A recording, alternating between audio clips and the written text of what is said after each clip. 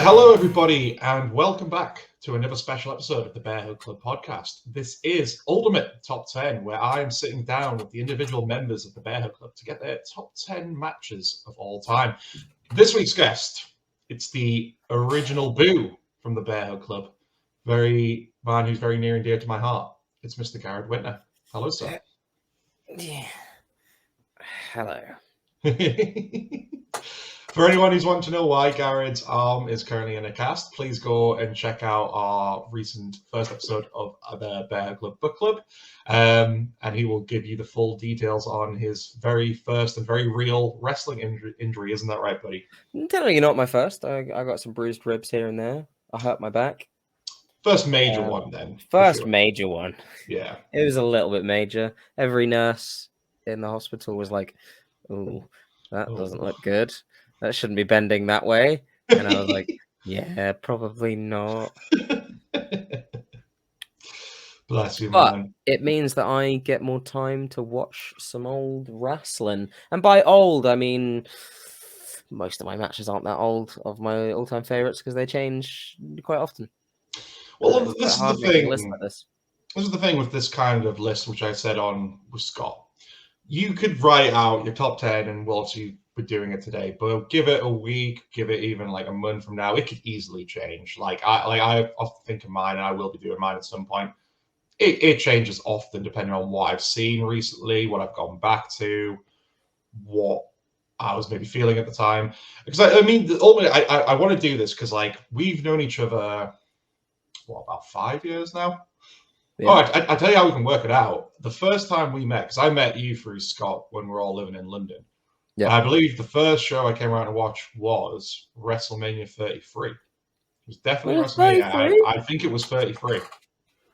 Because the year before that was the one where it was Triple H and Roman in the main event, and Scott came to mind because of Jason. Yeah, it was probably 33.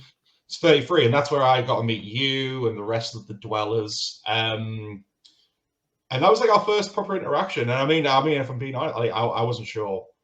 I didn't expect this friendship to really come from. Because I remember getting on with you guys quite well. We didn't end up friends after that. I suppose it just kind of I don't remember what happened. I think you probably invited me to a progress. I think what mainly happened is a lot of other people would be just chatting about other things, and then I would make a riff on wrestling, and then you would laugh at the riff on wrestling, and then you would make a riff on wrestling, and I would laugh at the riff on wrestling. And it just became to a point where it was everyone was doing something else, and you and I were still just watching the wrestling, and for everyone else it was just kind of a party.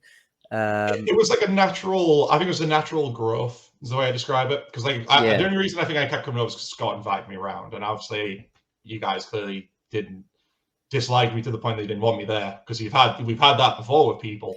Yes, we've had those people before. yeah. And I think that's what it was. Right. It was just natural growth, and then when it's because we moved in different circles, and Scott was the main being between us because he would hang out with my group as well as your group. Then when everyone kind of left from uni and we kind of remained, it was sort of that thing of I think it was just one day I had this spare ticket to a progress show, and I was like, "Hey man, you want to come along?" I definitely did, and it just blossomed from there, you see. But even with that, with these, the reason why I'm doing it is because even though I know you and I think I can kind of gauge what you like out of wrestling and why you like wrestling, I couldn't honestly say other than maybe one or two matches what your favorites are. And I feel like the point of this list is to get to know you a lot better, the matches you like, and why these matches have helped shape you into the wrestling fan you are, and why you love it so much. Yeah, there are some on here that I have a bad memory, right? There are probably matches from when I was a child. There's probably many Rey Mysterio matches that I watched as a child that I couldn't remember. but I know that they definitely shaped me as a kid. Yeah. However, things that shaped me into wanting to be a wrestler and stuff, it's probably these matches. It's probably these matches, and there are some that haven't made the list that probably should have made the list when I think about it. But actually, fuck. Okay, right. Okay, I'm changing my. If you want to change them now, go for it. I'm change one right now. If you've got any honourable mentions, it's now an honourable mention. It wasn't number 10, but it's now an honourable mention. Feel free to throw some out. Scott essentially had like 4 other lists worth. I'm not gonna bother. I'm not gonna let you. Yeah. I'm not gonna let you go. Most of my honourable mentions are ones that I've seen live, right? And some of the matches had abusers in them now as they came out, so I'm probably not going to mention those ones. But my honourable mention now is Sasha Banks Bayley, because it's a very, very good fucking match, and if it was capitalized on Iron Woman one, yes, that's a fucking good match. It's a really fucking good match. However, coming in at number 10, just beating it, and it was between the two, is a match that probably not many people have seen, because it was one I saw live with Scott, in fact. Front row at Lucha Forever's Ultimo Battle. It was MARIFUJI against Pete Dunne. Ooh, nice. Yeah. And I had, when I'd been reintroduced to wrestling by The Dwelling, and they were like, hey, there's a Netflix for wrestling. And I was like, sorry. And I just, it pretty much became all encompassing. I think I watched 2 weeks straight of just wrestling. And then I watched all of WWE, and I was like, this is pretty good, but NXT is really good. And then when I was like, oh, who's the Shinsuke guy? And then I watched New Japan. And then I was like, oh shit, this is really fucking good. And then I watched Noah, and I was like, oh shit, this is really fucking good. And then I found MARIFUJI and people like Kano and people like that. I was like, fuck me, this is the best fucking thing ever. MARIFUJI is probably right now my number 1 favorite wrestler of all time. He has innovated more moves than I could ever think of in my entire life, and any indie wrestler these days owes everything to people like him, people like Kenta. He's fucking incredible. And to see him wrestle Pete Dunne at, the height of the Pete Dunne indie supremacy, this was still this is still after the UK championship and everything. I think he was still the UK champion. I forget the exact timeline. Okay. Or the NXT UK champion. So you were firmly aware of him, but obviously it was still quite in its infancy, I guess. What, Pete Dunne? Of knowing Pete Dunne, yeah. He was still like one of the hottest one on the show, to be honest. It was when British Strong Style was still being very dominant on the indies. So we knew who he was. He hadn't had one of his other matches on here that actually maybe he had. I don't remember the timeline, because they were still friendly with each other and were a stable British Strong Style on the indies when they were fighting on whatever. Anyway, this match is fucking amazing. If you can watch it, I think it's now on Progress. I think Progress brought out. Yes, I don't know if they bought them out, but for whatever reason, if you've got a actual demand Progress subscription, Lucha Forever shows are on there, and I imagine this one should be as well. Lucha Forever did not, in fact, last forever. No. And much like it then became amalgamated into Frontline Wrestling, which was owned by Osprey, wasn't it? Osprey. I don't know if it closed. However, they haven't done anything since pre-COVID. But even then, I think it might have been 2018 that they were doing things. So I remember in his first address, he was like, and this will last forever, in a dig to Lucha Forever, but I don't think this is a bit awkward there. Yeah. But no, this match is fucking amazing. Probably one of the reasons that company went under, because they just hired very expensive people. They sold out. Like that was a sold out show as well. From what you've told me, it sounds like they had bigger ambitions than the purse strings would allow, but kept spending money to try and get these big names in, and maybe the returns wasn't good enough. The show was stacked. Yeah. Like, it then set up a main event. The main event was... Fuck, I can't remember. I want to say it was Ospreay and Skrull, Sabre Jr. against... It might have been Chris Brooks. I don't remember who was with him at the time, but no more members of CCK, Gresham. I can't remember who it was at the time. I don't think it was Gresham. I don't think it was Gresham, and I feel like it wasn't Lycos either, because he might have been injured. That's what half of the time he's been injured. But beside the point, they then beat them, and then they set up British Strong Style against whatever that stable was called with Ospreay. I want to say like LDN 3000. Okay. I want to say that. I don't know if that's true. Just put in whatever it was here.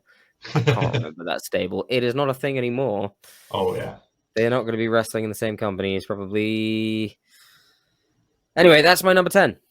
Well, before we move on, your number 9 there, because you said something quite interesting. So you don't have to go super in-depth with this. So obviously you mentioned that was because of the Dwellers that you were told about the network and got you back into wrestling. How long had you been, I guess, a lapsed fan for? Like, when did you first start? When did you stop? And then obviously, how long was it till you got back into it? So I like I say, I have a shit memory. I don't remember things very well. So timelines of when I stopped is doesn't really click with me. But I remember being very into CM Punk. So I stopped probably just before CM Punk stopped, and it died down with him. So what is that? 2014? Yeah, so that's maybe only a year or two. Then you've probably you were out of the loop potentially. But it didn't feel like that. It didn't feel like that. Because here's the thing. Punk left in my first year of uni. You obviously went to uni, started at the same uni a year after me, and we became friends maybe in my final year. So that's only about a 2-year gap, I would say, potentially. The thing is, I think a lot of my memory in things has just been pieced together. I think maybe a lot of my love for Punk might have been... I was about to say posthumous, but no, he's not dead. His WWE career is... So I don't know. I don't think I was heavy into it, but I was heavy into him at that point. When I was watching wrestling as a kid, I'd go over to a friend's house and they'd have his brother would have a tape of a WrestleMania that they would then tape over to create their own version of Jackass on, I remember vividly one of the shots was it was Mike Wazowski, a toy of Mike Wazowski, where the eye closed and the mouth closed, and it had a cigarette in its mouth. And the eye slowly closed, and as it did, it got hit with a skateboard. I don't know why. That's one of the images that sticks in my mind, but it probably was like right after, I don't know. It's probably halfway through Austin Rock did that like come up on the screen, That might be why it stuck with me. Interesting. Let me put my sling on. Ugh. Okay, number 9. Number 9, this is where I think some of the curveballs are going to be for you. One of those that you might not be expecting. It is ZACK RYDER winning the IC title in that ladder match. Interesting. Well, I think when we did our top 5 Mania matches, this was on your list, so maybe not a total curveball. I know you've spoken very highly of it before. I fucking love that match. I could watch that match for a long time. It's just a very tight match, and I'm a sucker for a good ending, and that was a good ending. Yeah. And I think, especially now you look at him and he's somehow superseded that.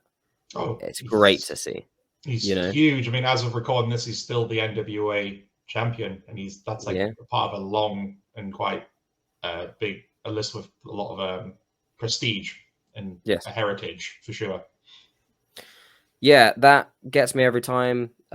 His dad in the ring with him, giving him a hug. There's a funny bit where his dad gives him his hat, and he takes the hat, and his dad puts it. He goes like, "Yeah, you did it, son." He puts it on his head, and RYDER is like properly fired up. He just takes the hat, and he fucking throws it, and I'm like, "Why'd you do that?" That's a bit weird. Like, he's definitely happy, but he's like, yeah. Fuck this hat. Yeah. That was your dad's hat, buddy. Chill. You okay there, man? Chill out. Got me wrong. Was this on WrestleMania 33? No. Let me check. Was this? Did we watch this together? You can't be giving me dates and whatnot because I don't know. I don't think it was. No, because the WrestleMania 33 was the one in Florida, so they had the roller coaster. The roller coaster set. It could have been a couple years before, I think. Yeah, maybe 31 or something along those lines. But yeah. I love that match. I love Matt Cardona, aka ZACK RYDER. It's a very good match. IC titles work with ladder matches. You know, it's just what you should do. Yeah. Speaking of, the IC title and the United States title aren't on Mania. At all. And at the moment they're held by like two of the most like popular stars as well. Ricochet and Finn. Yeah. What are you doing, WWE? Like, really? Well, speaking of someone who holds the title right now, my number 8 might be a surprise. I think I've spoken about this before. It's Ziggler's win at Survivor Series. Oh, okay. Yeah. Was it Alberto he took it off? Is that right? I'm talking about his Survivor Series match. Oh, where Sting came out at the end. Yes. Okay, with you now. Sorry, I thought you meant his title win. No. I'm talking about fully his last man standing win. He was on top of the fucking world. He was the best wrestler in the world during that match, to me. Like, for a very brief moment, a relatively long moment, it was a longish match. It's a Survivor Series match. He was fucking incredible. And, you know, I was with it every moment of that match. And I think if you weren't, you're a fucking liar. Because it's so good. It is so good. And it's a testament to him. Why he has the NXT title? Don't know. But NXT is a bit of a joke right now, so whatever. That's fine. But I'll forgive anything Ziggler does at this point because of that match. I think Ziggler's one of those people who gets too much of a bad rep from a lot of fans these days. Like, I think people forget, like, he is super talented, super great in the ring. I think a lot of the reason why people maybe have kind of lost a bit of that respect for him is just because of the way he's not really done a lot in the last few years. He's kind of in that safe hand they can bring in if they need him for like a sort of opener or mid-card feud. But I think people forget like how over beloved he was for a time. And I think it's just through like some things that he couldn't really control and some things that have just worked against him that he's kind of lost that rep in a lot of the fans' eyes. Like Oliver, who's obviously familiar on the Bearhug Club, I think he's a huge Dolph Ziggler fan.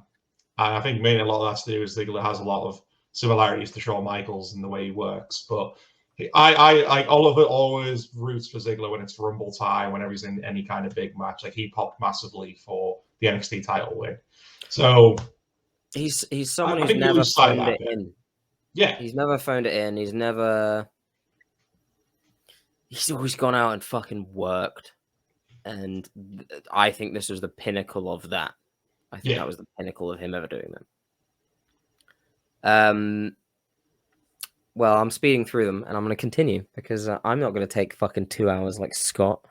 I don't think I need to go play by play. I'm talking about the big moments, the big beats, and my number 7.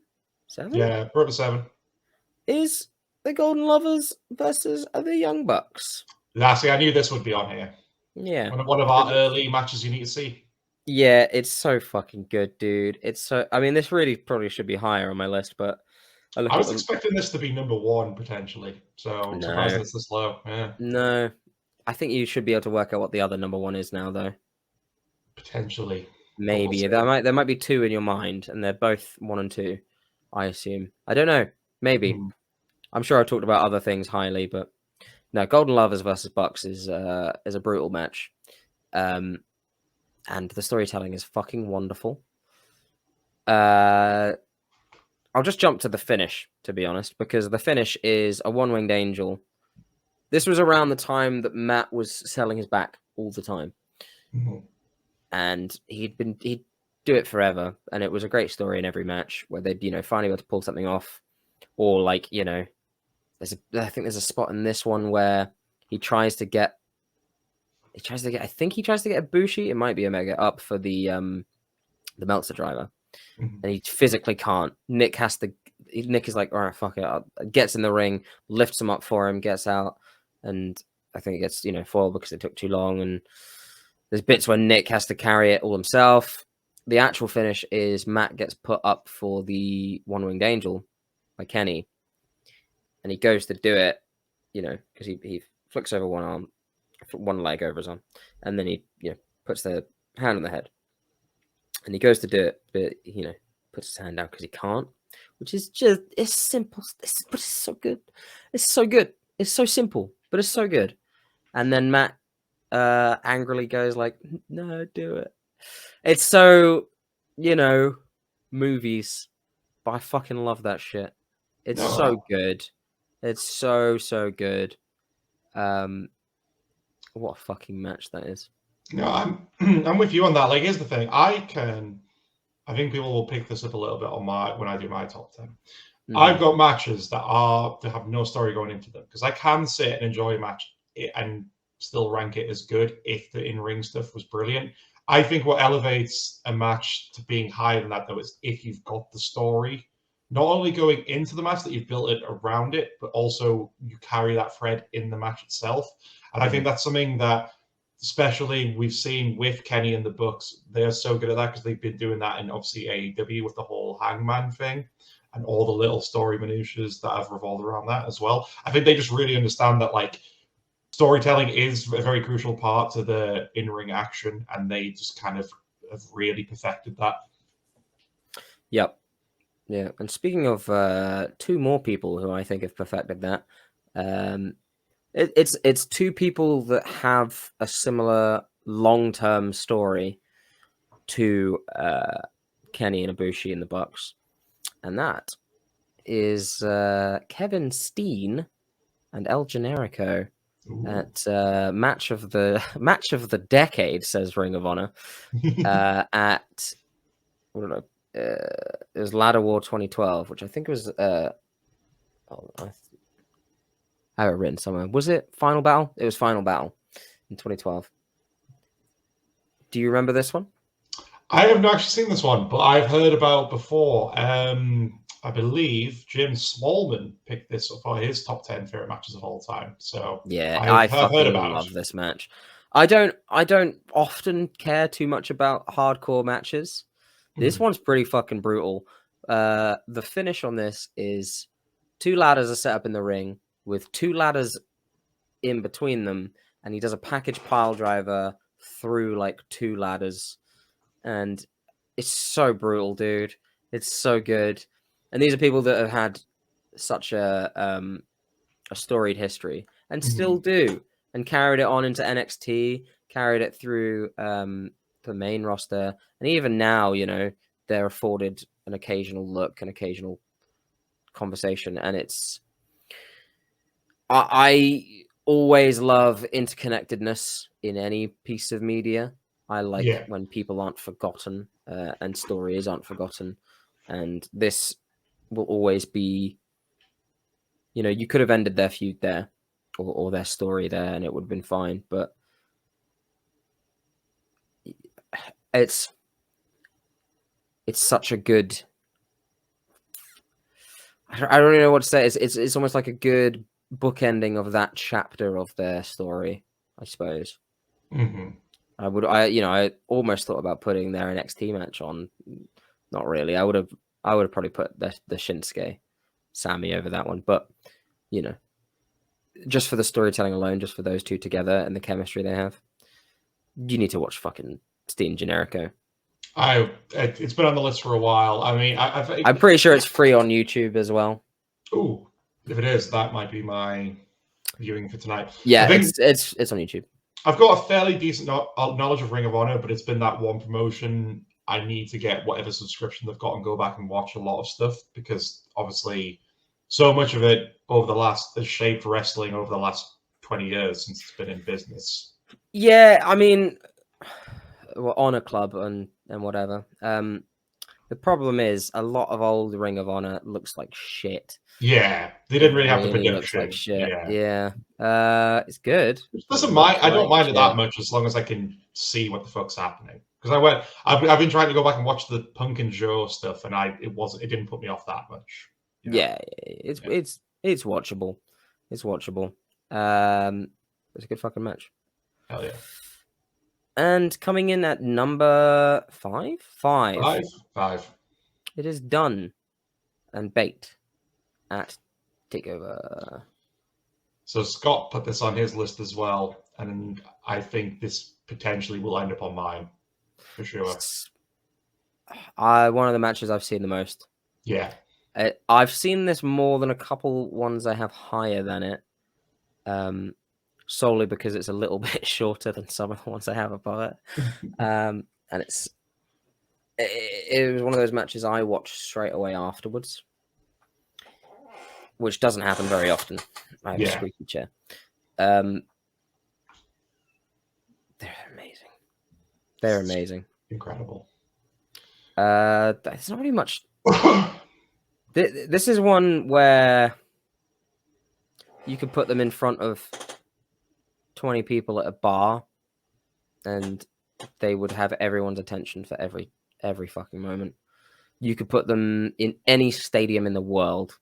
You could do it in that like North Korean 200,000 people stadium that they did. Yeah. Sorry, I have a mewing at my door again. Ugh, come on, buddy. Come on, buddy. Come on. Oh boy.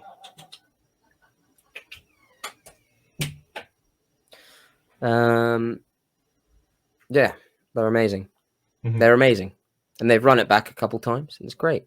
Yeah. I would love to have actually seen British Strong Style in the dub. And it's a shame we never got that. But what? Apparently he likes it too.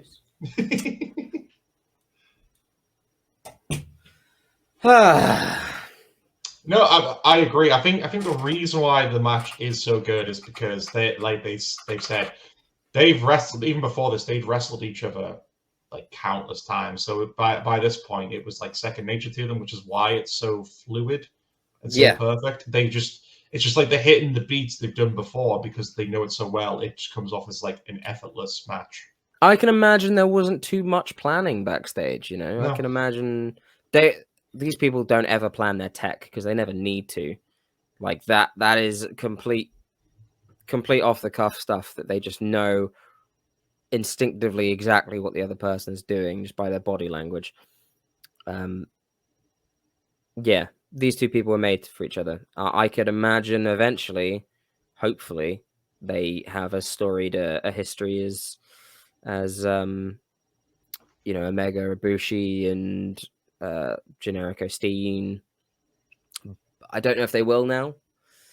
I hope there's a point where they get to build a program higher profile, but I have a feeling that kind of match doesn't get to happen on the main roster these days.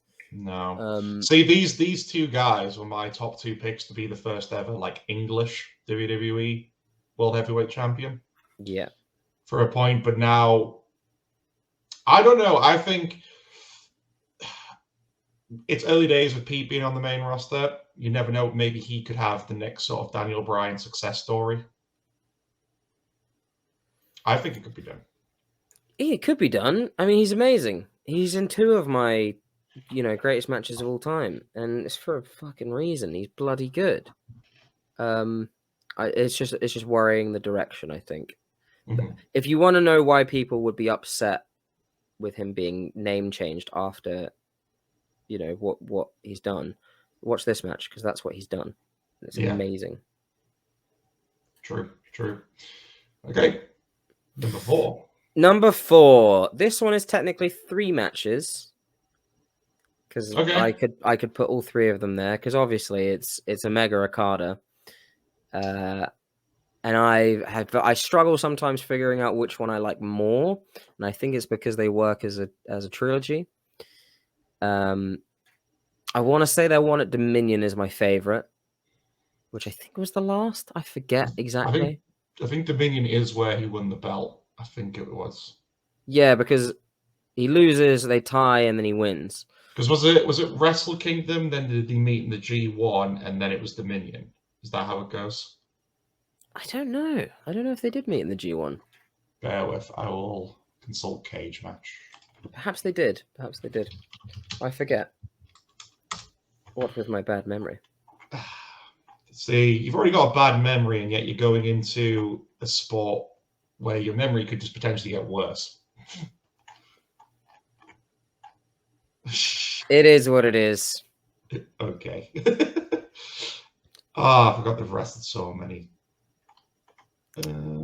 Okay, right. Yeah, so the first one was definitely a... Yeah, so the second one was at the G1 Climax. That was the G1, okay. G1 that one must have been the tie then. Yeah, okay. Oh no, so the first one was at Dominion. Then it was the G1, and then I think it was Dominion again. I don't think they made it to Wrestle Kingdom. Yeah. Yeah, Dominion, okay. Because the last one was 2 out of 3 falls. Yeah, I think that's my favorite. That's a fucking good match. It's good. That's why I'm putting them all together, because it's you can't have the last one without the other 2. I wouldn't begrudge anyone for saying that either that any of these 3 are their favorite matches, or even their 1, 2, and 3, because they're incredible. They're fucking incredible. Oh yeah, like if someone else did this list and these came, all 3 were on that list as separate entries, then I wouldn't begrudge them, because they are still probably the most.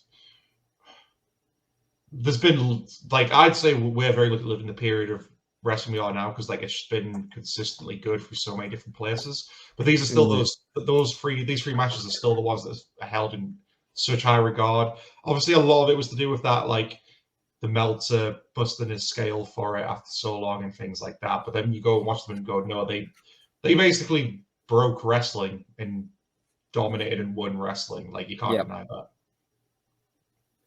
that. Yeah, I mean, if that's your first introduction to wrestling, you probably won't like it that much, because you'd be a bit spoiled. Yeah, it would peak. Yeah, you'd peak right there. You'd peak very early. However, my next match is number 3. And it is Ricky the Dragon Steamboat against Randy Savage at WrestleMania. And luckily, I have the book forward by Ricky, whatever.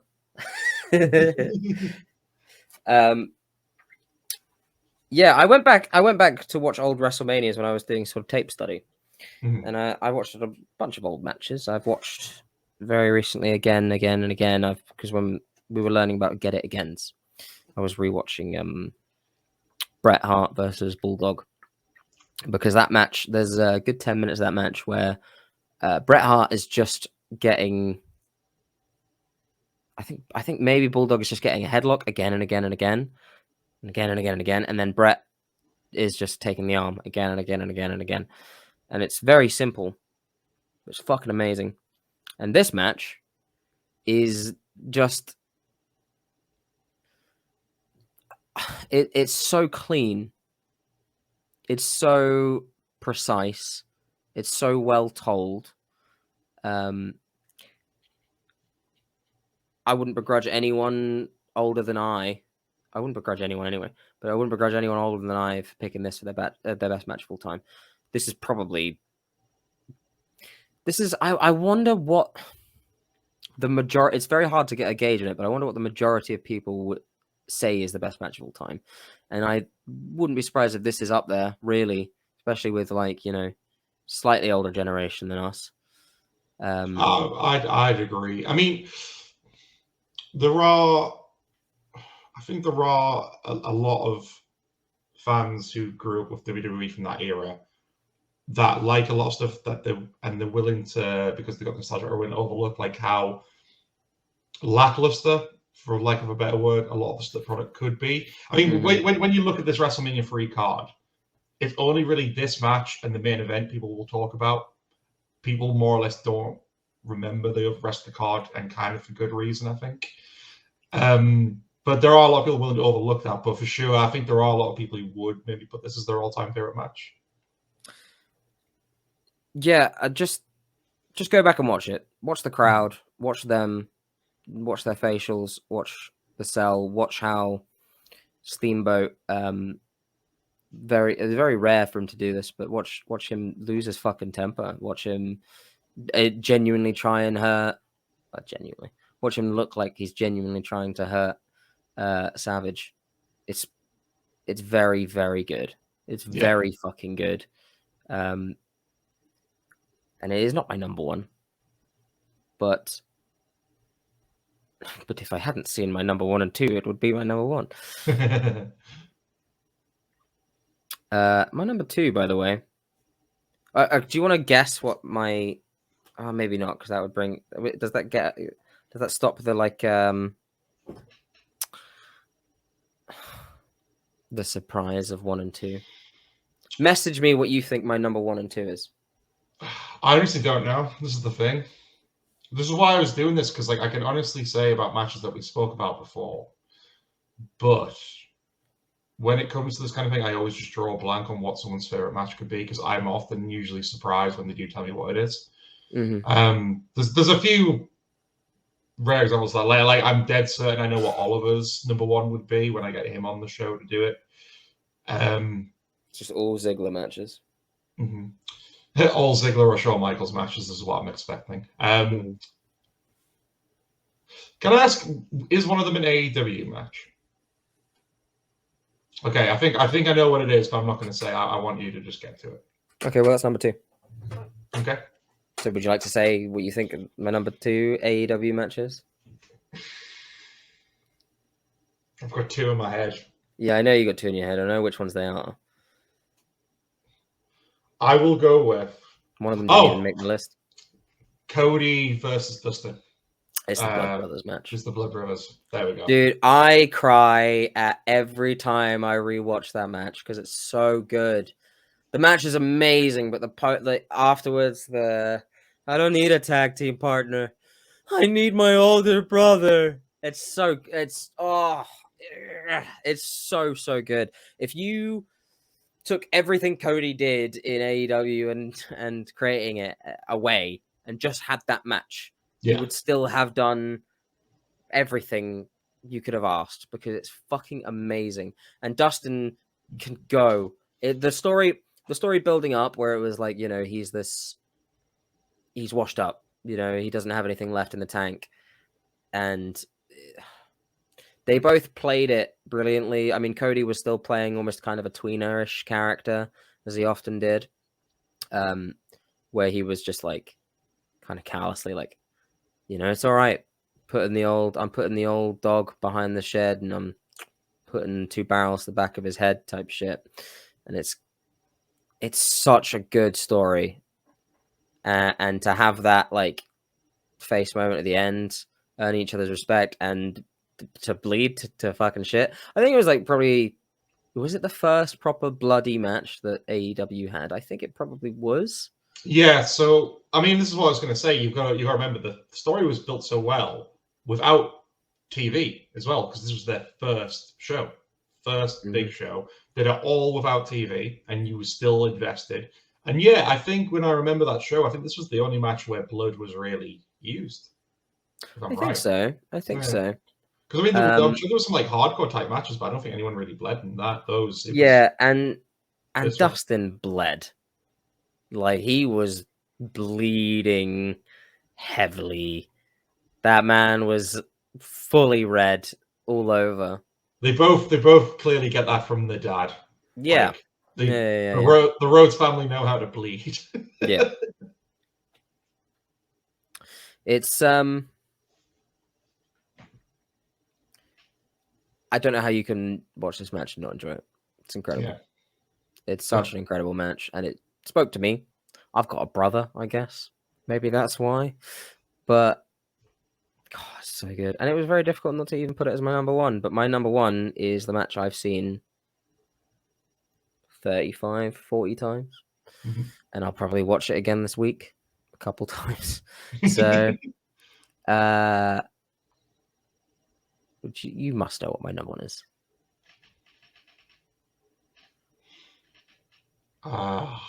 See, this is why I honestly don't know. He's been like my number one wrestler that I always talk about for the longest time. Not Marifuji. So it's got to be CM Punk, right? Yes. Is it Punk versus Cena? It is. It's Punk versus Cena at Money in the Bank 2011. I'm sorry, but I know it's not the best in the ring. I know it's not the be all end all of sports entertainment, of wrestling. But this is the perfect match for me. Mm-hmm. This is the perfect match. This is Cena working heel without being one. This is like masterfully. This is the hottest crowd I've ever seen in my life. This is everything I think wrestling should be. Yeah. And it was the most passionate, real thing I've seen in wrestling ever. This is kayfabe's long dead at this point, and yet it's so real, even to the point of Vinnie Mac coming out and sending Del Rio down. It's so real, dude. It's so impactful. It's so good, and it's one of the best endings to any pay-per-view ever. It's oh my god, dude. It's primo. It's epico. It's the colognes. It's very fucking good. It's so good. And if you don't like CM Punk after this, fuck you. Yeah. Like, it's oh my god. I've often said if I could go back in time and be in attendance for a wrestling show, it would probably be this one.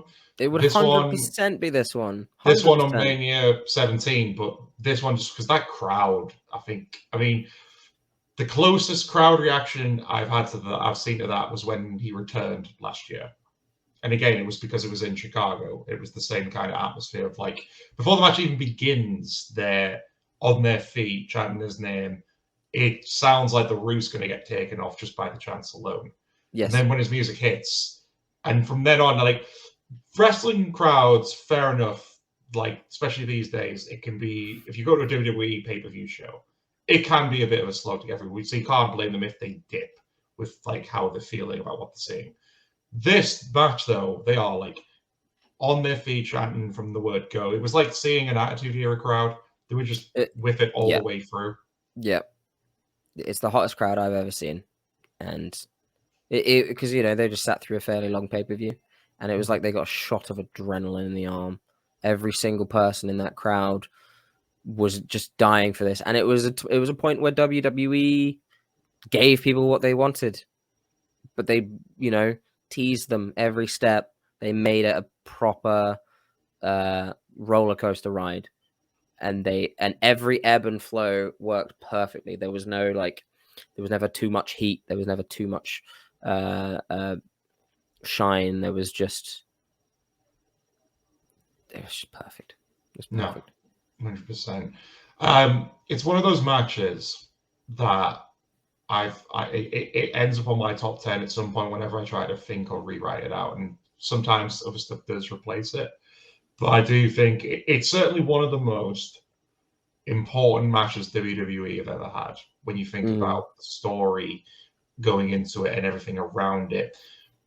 Aftermath wise, people could argue, did he manage to change a lot? I would say yes, because there was a slight shift for a while for like the people who were willing to push, willing to book. So I feel like it does deserve its merits. And I think you're right. It's one of those matches you watch back. Yeah, the in-win work at points is a little sloppy, but it doesn't matter because the story's still there. They're still killing it with other moves, and then that ending. Like I think people could underestimate how much that win meant to people, not just the Punk, but to like the people who would follow them, supported him, and were rooting for this kind of change. And the fact that they did it is just, it just blew people's minds. Yeah, I mean, I'm going to be doing a lot of tape study anyway, right? And I'm going to go back and I want to watch some Brett mainly. Yeah. Because I never really grew up with Brett anyway. But I don't think, because it hit, that match hit me at such a pivotal time in my life, I don't think that anything will ever top that for me. Yeah, I mean, Blood Brothers came close, and that was relatively recent, but by close, I mean, you know, if it was a 1 out of 10, if it was a 1 to 10 scale of greatest matches of all time, I would still have to put like 3 blank spaces in between Punk and Cena and Blood Brothers, because that's how much higher it is than anything else to me.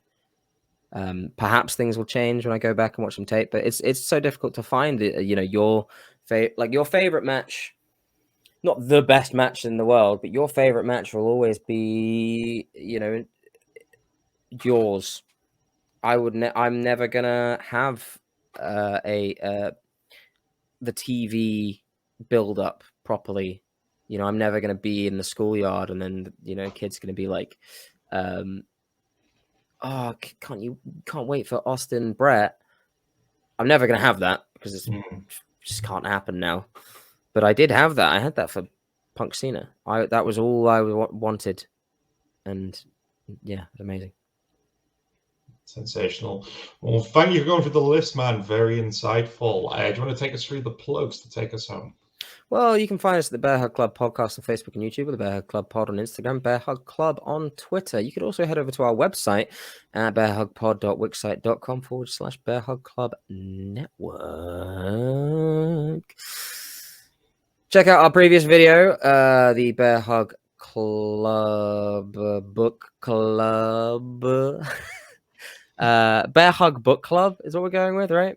I think so, yeah. Yeah? The Bearhug Club Book Club. the Bearhug Club Book Hug Club. We should just call it the Book Hug Club. Book Hug Club.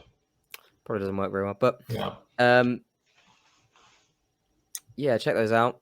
Check us out. Check it. I hurt my arm wrestling. But he can still salute.